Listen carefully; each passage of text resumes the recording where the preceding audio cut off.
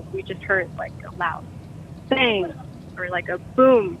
And I look up and the air masks are like out, popped down. And I look to my left and there's just this huge like gaping hole.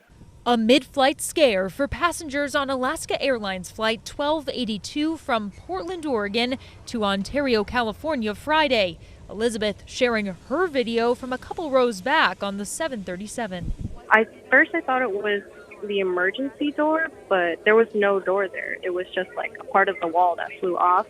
You know, the breathing masks dropped. They work.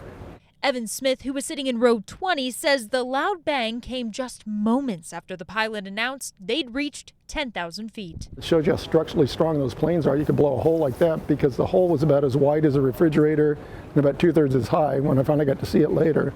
Passengers report a teen had his shirt ripped off after the paneling blew out. And the mother was holding on to him, and she said her son's cell phone and some stuff blew out of the plane, and there was stuff blowing around back where they were because they were back where the wind was. Phase 2, just depressurized, we're declaring emergency. We need to descend down to 10,000. This was the call to air traffic control as the plane gets closer to PDX. Yes, we are emergency. We are depressurized. We do need to return back to. We have 177 passengers.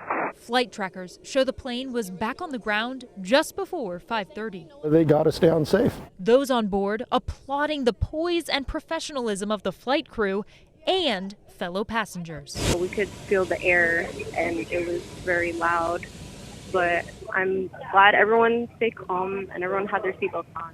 Everything went swell. Like I said, the cabin crew did an excellent job. Pilot did a great job.